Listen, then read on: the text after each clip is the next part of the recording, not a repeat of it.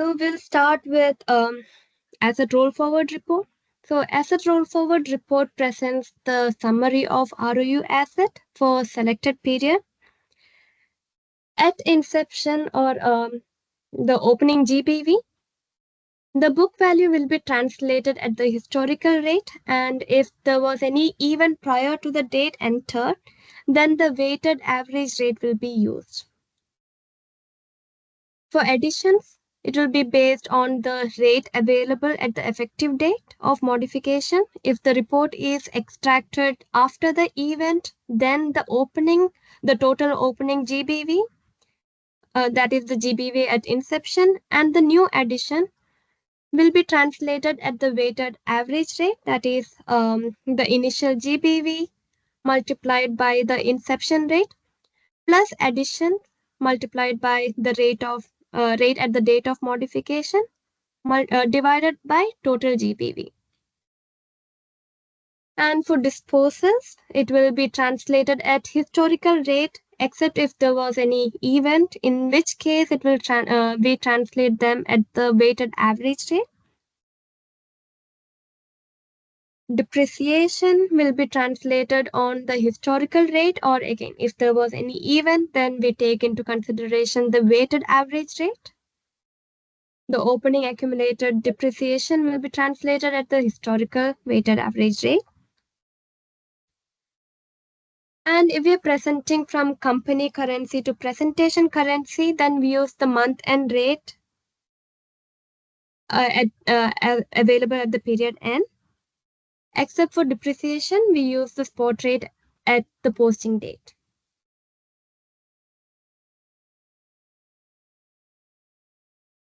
Here,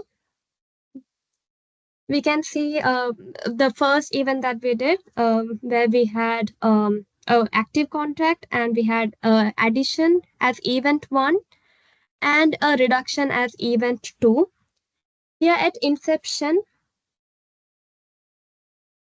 we can see the exchange rate used at inception. So the new asset will be recognized at the rate that is available at 1st January 2022. The first event that we had, which was an addition, made effective on 1st January 2023. The addition will be translated at the rate that is available at 1st January 2023, that is 1.3422. And after the first event, let's say we had an event at 1st January 2023, and we are extracting report from Feb 2023. The GBV and the addition will be translated at historical weighted average rate.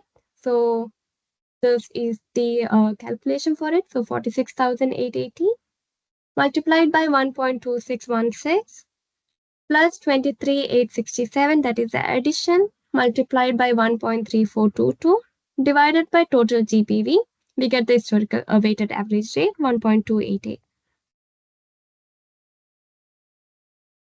The second event is a reduction on 1st January 2024. Since we already had an increase in scope in 2023, we used the weighted average rate. So 1.2942 to translate this reduction. Do you have any question?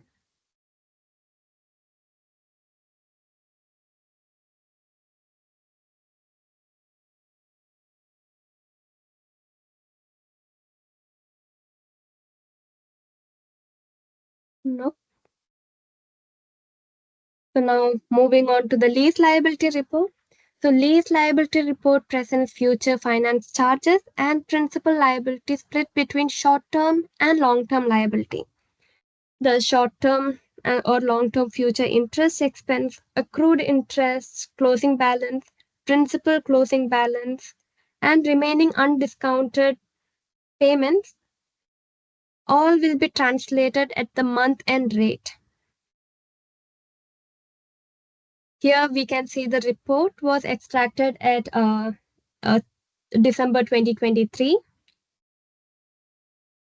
And here we can see the month-end rate for December 2023 is 2. And the lease liability report, and in lease liability report, we can see the amounts are translated based on this rate at 1st December 2023. Pratibha, I have a quick question here. Yeah. Where we can see this exchange rate? It is in a setup somewhere because I'm not able to see this part of it. The Uh, screenshot that you have for exchange rate.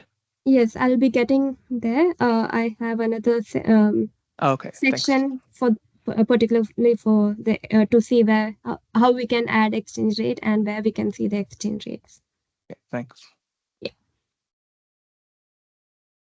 So similar rule will be applied for maturity analysis report by fiscal year, weighted average discount rate report, as well as weighted average lease term report.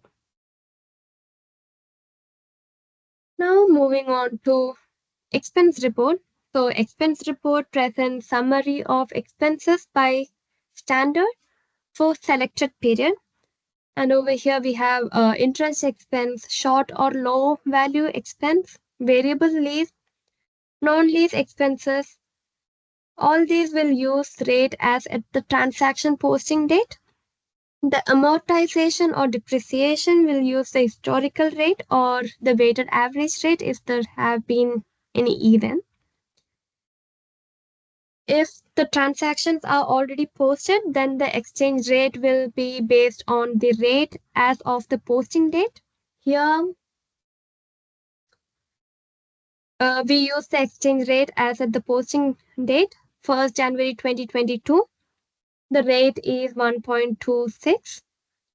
And the second transaction, which is not posted, then the report will use the available spot rate for the period end date, that is December 2023.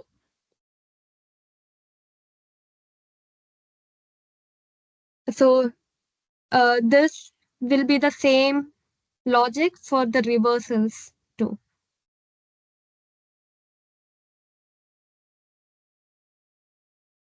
Any question? No.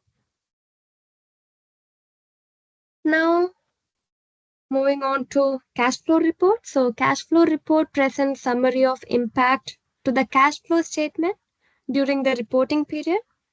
Here the finance lease, operating leases, the finance lease interest, variable lease, and short term or low value lease use the rate available as at the transaction posting date.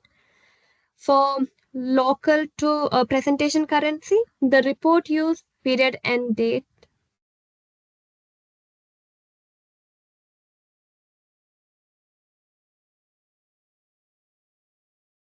And if the transactions are already posted, then the exchange rate used in the report will be that of the transaction posting date. For the functional currency, for group currency, it will be month end rate. And for if the transactions are not posted, then the report will use the available spot rate for the period end date.